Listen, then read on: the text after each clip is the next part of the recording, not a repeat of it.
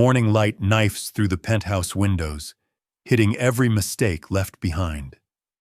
2 empty champagne flutes on the counter, a heel on its side by the sofa, a man's jacket over a chair with shoulders marked by dried rain. In the kitchen, Alex Miller stands barefoot on cold tile, watching coffee drip into a mug he's been holding too long. His shirt is wrinkled, his eyes are raw, and the couch behind him still shows where he tried to sleep. He checks the time, glances toward the hallway, and repeats the same plan. Explain, apologize, leave. He's just the driver. He did the right thing. In the bedroom, Victoria Hale wakes with her head pounding and her mouth dry. For a few seconds, she doesn't recognize the room. Then the ceiling, the curtains, the city skyline snap into place. What doesn't make sense is her body. An oversized t-shirt sliding off one shoulder, soft shorts instead of the black evening gown she remembers. On the nightstand, a glass of water, 2 pills, and her dress hung neatly over the back of a chair. Memory returns in broken pieces, hotel lights, Mason's hand too low on her back, the taste of champagne, elevator doors, and then a blank space where the rest of the night should be. She swings her legs over the side of the bed and follows the smell of coffee down the hall. When she reaches the living area and sees him in her kitchen, in yesterday's clothes, something inside her locks up. For a heartbeat, she isn't in her penthouse. She's back in another city, another morning. A man who said he'd make sure she got home safe. The words rip out of her before she can stop them. "What did you do to me last night?" Alex turns, the color leaving his face, the mug tipping in his hand. If you walked in right now and saw this, an angry CEO in borrowed clothes and a single dad in her kitchen at sunrise, you'd think you knew exactly what happened between them. But 24 hours earlier, what really happened? Alex's alarm goes off before sunrise. The apartment is small but clean. A narrow kitchen, a sagging couch, kids' drawings on the fridge. He runs his routine on autopilot. Coffee, eggs, toast, lunchbox. Then calls Chloe out of the bedroom. She shuffles in with messy hair and her sketchbook, climbs into a chair, and starts drawing while he sets her plate down.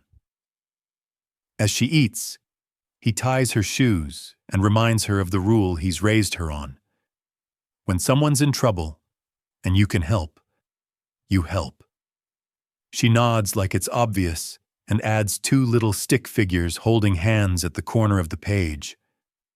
20 minutes later, they're in the cold morning air, breath showing in small clouds as he walks her to his sister's house. On the porch, he straightens her backpack, says he'll be late because of a company gala, and hugs Chloe a second longer than usual when she squeezes his neck and quietly repeats their rule back to him. Then he's back in the car, back in traffic, heading toward Horizon's glass and steel headquarters, where nobody cares what his morning looked like as long as their rides are on time.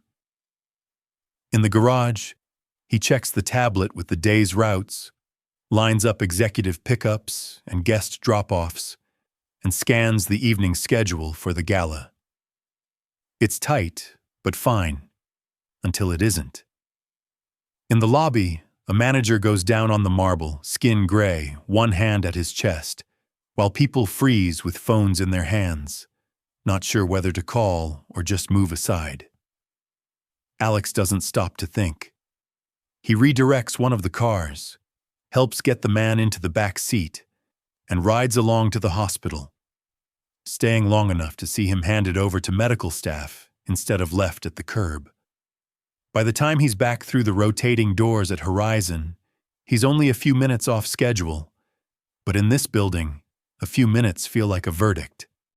Outside the main entrance, Victoria Hale is already at the curb, posture straight, her assistant checking the time and mentioning Pierce Capital and the missing car. Alex pulls up, steps out, opens the rear door, and starts to explain about the collapse in the lobby. But the look on Victoria's face tells him the story won't matter. Her reaction makes it clear that in her world, his job is to be where he's supposed to be when he's supposed to be there, not to improvise and play savior. He takes the hit in silence, closes the door behind her, and drives away with the sinking sense that doing the right thing just cost him again. Victoria Hale's day starts on a different floor and in a different universe than Alex's, behind a glass wall with a skyline view and a desk that looks more like a landing strip than furniture. By mid-morning, there are already board calls, forecast memos, and a calendar stacked in half-hour blocks until long after dark. On her screen, the Pierce Capital file is open, numbers and clauses lined up across the page. The deal is big enough to shield Horizon through the next 2 years of uncertainty, and everyone in the building knows it. Everyone also knows Mason Pierce likes to feel like he is the one doing the rescuing. Her assistant steps in with a tablet, running through the schedule, the pre-meeting with legal, the last-minute revisions Mason requested, and the gala tonight, where he expects to be entertained more than challenged. There is a comment about how he responds better when the CEO seems relaxed, willing to stay late, and drink. Victoria nods, but her jaw tightens just enough to betray the memory it hits.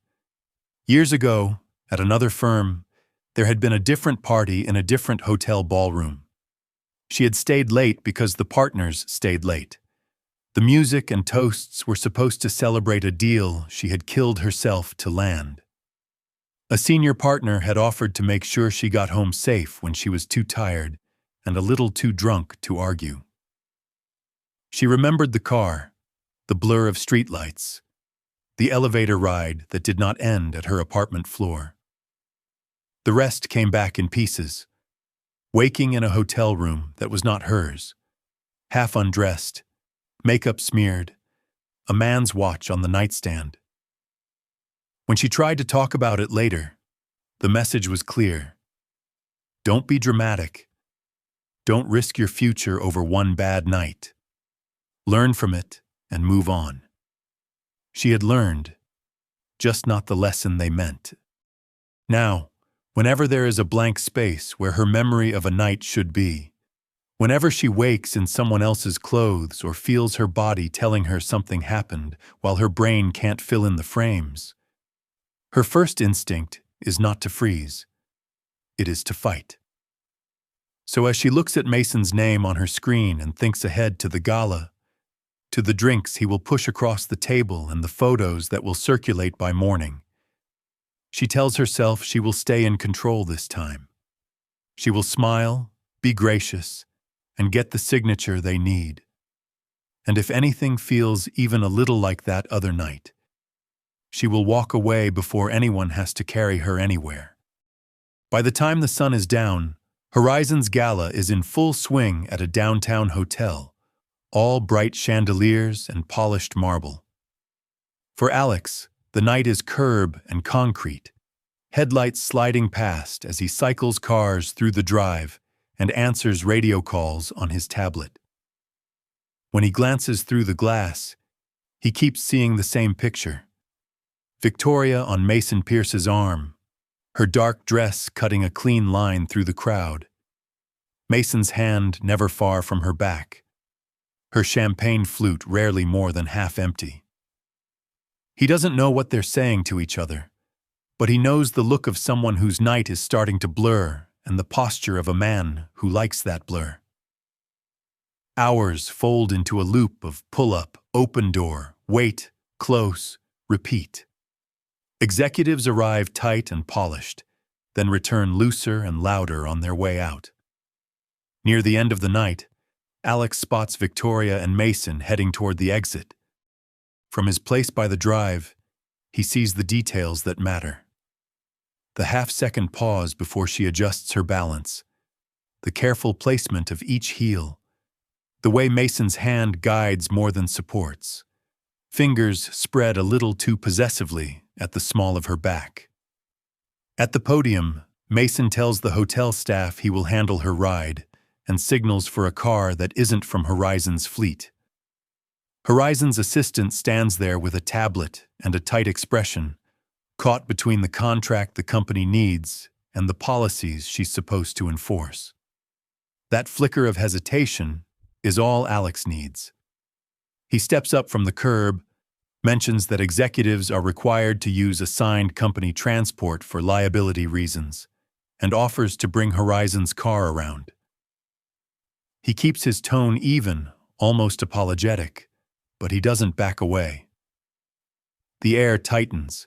Mason looks him over like he's a nuisance, then glances at Victoria, who doesn't say anything, but shifts just slightly away from his touch. It would be easier for Alex to drop his eyes, let the money man win, and tell himself he's just the driver. Instead, he repeats the offer and adds that he'll note everything in the log. That gives the assistant something solid. Backing him becomes backing written policy, not just a guy in a jacket, and suddenly the safest professional choice is the one that puts Victoria in the company car and leaves Mason at the curb. Mason lets go with a smile that doesn't reach his eyes, and a few quiet words meant only for Alex. The kind of murmur that promises this isn't finished. Alex feels the warning land, but he doesn't respond. He opens the rear door, helps Victoria into the back seat with careful distance and quick efficiency, closes it gently, and pulls away from the hotel just as a light rain starts to dimple the windshield, watching Mason in the mirror until the man and the awning lights shrink to a small, bright knot in the dark. Rain is falling steadily by the time Alex pulls away from the hotel, streaking the windshield and blurring the city lights.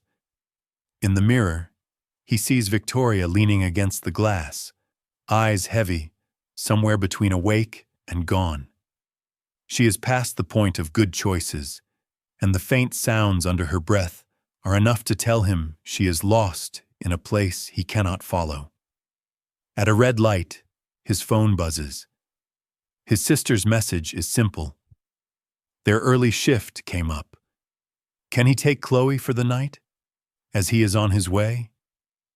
He checks the time and does not hesitate. A few minutes later, he is at his sister's building, and Chloe comes out under the awning with her backpack and sketchbook. Her eyes widen at the sleeping woman in the back seat, but she does not panic. Alex gives her the short version that his boss had too much, and they are just making sure she gets home with nothing to regret. Chloe nods, climbs into the front seat, and hugs her sketchbook all the way into the city. At Victoria's building, the doorman takes one look at the scene. The dress, the limp posture, the little girl in the passenger seat, and buzzes them through without a question. Upstairs, the penthouse is quiet and spotless. Alex carries Victoria to the bedroom and sets her on the bed, stepping back as soon as his hands are free. The hem of her dress is damp and twisted. For a moment, he considers helping her out of it.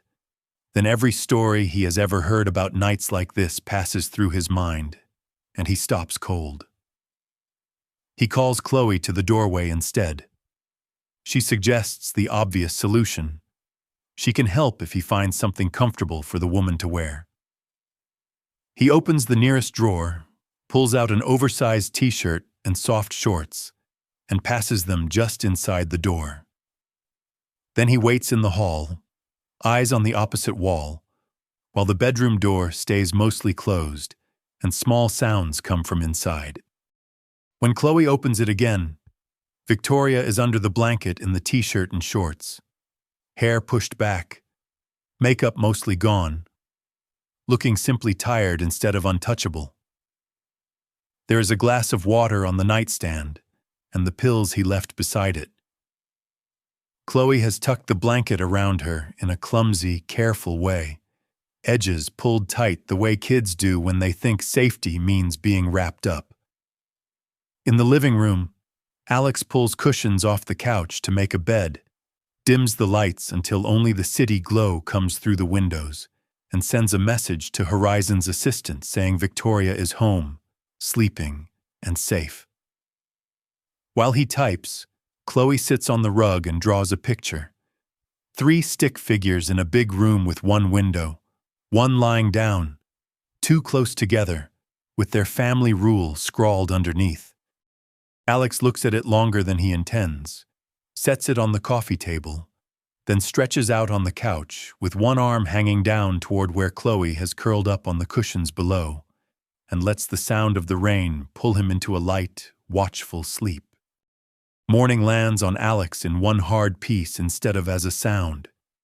His neck aches from the couch, one arm hanging over the side toward the cushions on the floor where Chloe sleeps, half under a blanket, one hand still touching the edge of her drawing. He eases himself up, checks the bedroom long enough to see Victoria breathing steadily in the oversized t-shirt, swaps the stale water on her nightstand for a fresh glass, smooths the jacket he never wore, and slips out of the penthouse before she stirs, deciding whatever she remembers is hers to sort out.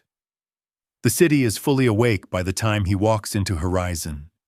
Casual nods in the lobby have turned into clipped glances and quiet gaps in conversation.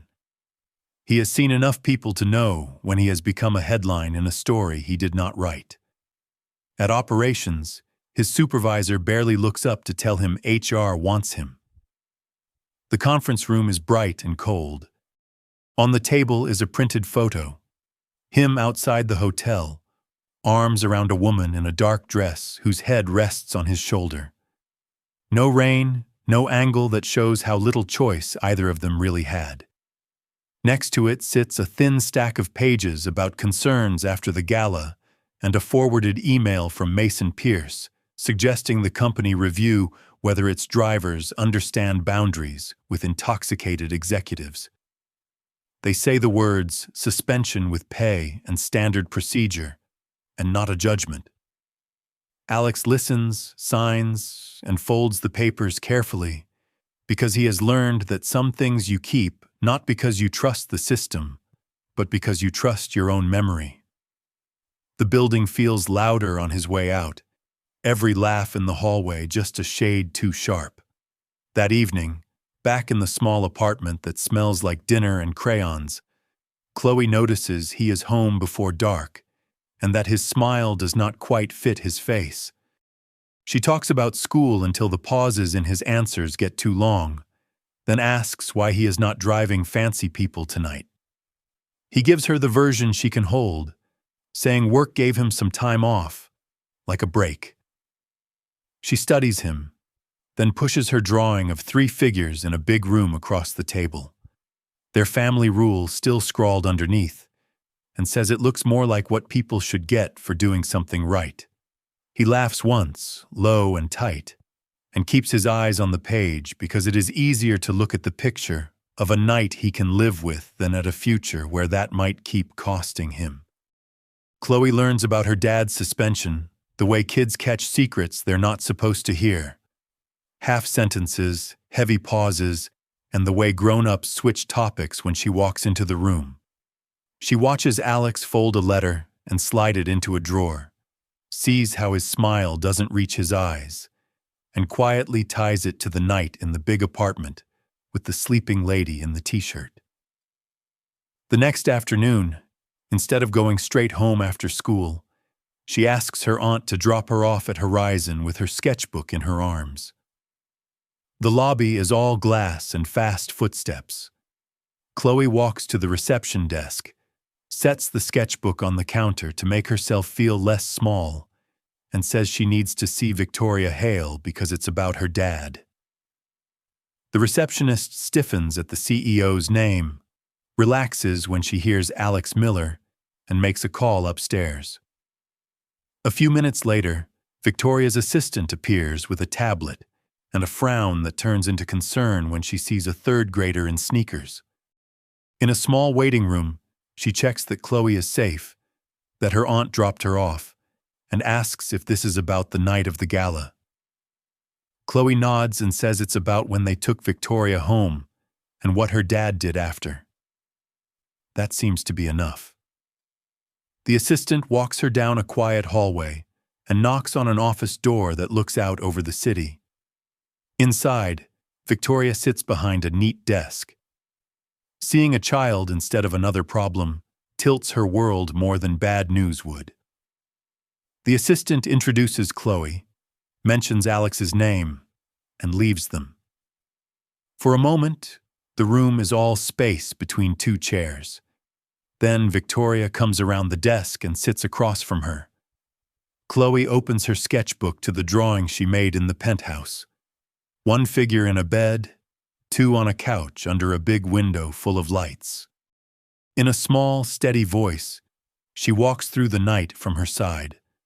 The hotel, the car, her dad stopping to pick her up, carrying Victoria upstairs, passing a t-shirt and shorts through a barely open door, waiting in the hallway while Chloe helped. Her dad sleeping on the couch all night. The water on the nightstand he changed when he thought no one was looking. Victoria listens without interrupting. Each detail scratches at the story she told herself that morning and finds it thinner. When Chloe explains that her dad is in trouble because people only saw a photo and not the whole room, she pushes the drawing across the table with both hands, like she's handing over something fragile. Looking down at 3 stick figures and a square of yellow window, Victoria feels her certainty tilt. Whatever she decides about Alex, she understands she owes this kid at least one thing: a version of events that matches what really happened, not just what was easy to believe. Victoria doesn't go back to her inbox after Chloe leaves. She sits with the sketchbook open on her desk, 3 stick figures under a yellow window staring up at her like a statement, then calls building security and asks for what she should have demanded days ago. Footage from the night of the gala showing Alex from the hotel curb to her front door. In the security office, she watches the story without anyone's gossip layered over it. The hotel camera shows Mason steering her out of the building, hand at her back, and Alex stepping in from the drive to talk to the valet and Horizon's assistant. On screen, she sees her own body lean away from Mason when Alex invokes company policy, the moment the assistant nods, and Mason's jaw tightens before he lets go. Another angle shows her lobby later, Alex carrying a woman in a dark dress with a child walking beside him in a backpack. The elevator view is as boring as an elevator should be, a tired man keeping his distance from his unconscious boss. At the penthouse door, the only interior camera catches what happens in the entry hall and nothing beyond. It sees Alex enter once with Victoria in his arms, return to pass a bundle of clothes through a barely open bedroom door to a smaller hand, then settle on the couch with his jacket under his head. Hours slide by in time-stamped silence. He doesn't touch the door again, except to swap the glass on her nightstand. He sleeps in fits, straightens the room at dawn, and leaves with the child, closing the door quietly behind them. The footage is dull in the way truth usually is, and there is nowhere to hang the story she accused him of. The only thing that looks suggestive is the single frame someone chose to capture and send. Back in her office, Victoria forwards the clips to HR and legal with a short note that the suspension needs to be reviewed. Then she asks them to bring Alex in. When he steps into her office that afternoon, the distance between CEO and driver feels like something she built on purpose and no longer quite believes in. She doesn't sit behind the desk. Instead, she lays out what she saw, what she assumed before she looked, and what she is doing to fix it. Reversing the suspension, correcting the record, making sure the company hears that he did what they claim to value. Alex listens in steady silence, shoulders set like he is waiting for another blow that never comes. When he leaves, the paperwork is in motion. The damage is beginning to be undone, and a quieter question hangs between them. What it means that he protected her reputation when she had given him no reason to trust her at all. Horizon fixes the easy part first. HR sends a notice reversing Alex's suspension, the flag on his record disappears, and an internal note says the investigation found no misconduct. On paper, it looks clean. On paper, Victoria knows a memo doesn't touch what really happened, or what almost did. The next day, she asks Alex back into her office, not to apologize again, but to offer work. Horizon's event rules were written for a different era. The night at the hotel proved it. She wants his help building something new, clear limits around alcohol, mandatory company cars for certain roles, simple reporting channels that protect people as much as reputations. For Alex, the offer feels less like a prize and more like a way to put the rule he taught Chloe into writing somewhere other than their fridge. He agrees because the work feels right in his bones. The first time Victoria invites him and Chloe to lunch, she calls it a thank you. She picks a small cafe near the office and spends most of the meal listening while Chloe talks about school, drawings, and how the city looks from high windows.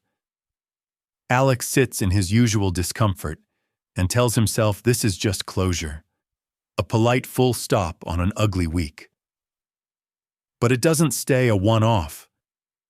Meetings about the new Safe Nights policy turn into quick coffees. Conversations that start with logistics drift into talk about where they grew up, the people who believed in them early, and the strange responsibility of being the steady one in the room. One evening, leaving a conference room after going over a draft, they walk the quiet hallway side by side. The building is half empty, offices dark, the air system louder than their footsteps. Away from the table and the screen, Victoria finally lays the old story out. 23 at another firm, a party that went late, a ride that didn't end at her address, a morning where everyone cared more about the firm's image than the bruises she covered alone. She doesn't try to make it tidy or brave. She just tells it. Alex doesn't fill the silence with big speeches. He lets it sit long enough to make it clear he has heard her, then moves the blame back where it belongs and says that if he had been the one behind the wheel that night, she would have gone home. It is a simple sentence, but it lands in a place no policy ever will. For the first time since the gala, Victoria looks at him and sees not just the man who drove her through a bad night, but someone she might actually be able to trust on purpose, not just by accident. 1 year later, Horizon's lobby feels different in ways no memo could have promised. Near the elevators, a small plaque most visitors miss spells out the new Safe Nights policy in a few plain lines about rides, alcohol, and responsibility. And underneath it, a sentence about how protecting people matters more than impressing them. The program has quietly cut down on late-night chaos and headed off more than one situation that might have turned into another blurry photo. Inside the company, people know who pushed it through. Alex now splits his days between the garage and a small office he never asked for, training drivers and team leads on what to do when somebody's "I'm fine" clearly isn't. Chloe's drawing of 3 stick figures under a big window hangs in a frame on one wall. The original words she wrote underneath preserved exactly as they were. On the executive floor, the air has shifted too. Victoria still runs hard numbers and sharp meetings, but there is a new rhythm to her calendar. Blocks reserved for safety training, check-ins with night staff, and occasional lunches that show up as standing appointments instead of favors. The distance between her office and Alex's feels less like a wall and more like a hallway they both know by heart now, walked often enough that it no longer feels like crossing a line. One Friday in late fall, Horizon hosts a small in-house event instead of a grand gala. The Safe Nights program is a year old, and Chloe is turning 10. HR folds a low-key celebration into the afternoon, and Victoria quietly makes sure there is a cake that looks more homemade than catered. The break room fills with a mix of engineers, drivers, assistants, and a few executives who have learned that showing up for this kind of thing matters. Chloe stands between her dad and Victoria in a paper crown, making a wish over candles while phones capture a scene that, for once, needs no defense. After the cake is cut and the room empties, Alex helps gather plates while Chloe packs new markers into her backpack. Victoria lingers by the window, looking out at a city that feels slightly less indifferent than it did a year ago. When Alex joins her, they stand in an easy silence with no apology hanging over it. No investigation waiting in the wings, just the shared knowledge of what they almost lost and what they managed to keep. There is no big announcement, no dramatic declaration, only the small, steady fact that trust has been earned the slow way, and neither of them seems in a hurry to walk away from it. As they leave together with Chloe between them, debating whether their next drawing needs more stars or more buildings, the moral is almost too simple to say out loud. Sometimes the most radical thing you can do is keep showing up for what is right, even when nobody is watching, and especially when someone vulnerable is. Whatever Alex and Victoria become to each other in the years ahead, it will have to be built on that kind of quiet, stubborn courage. For Chloe, it already is.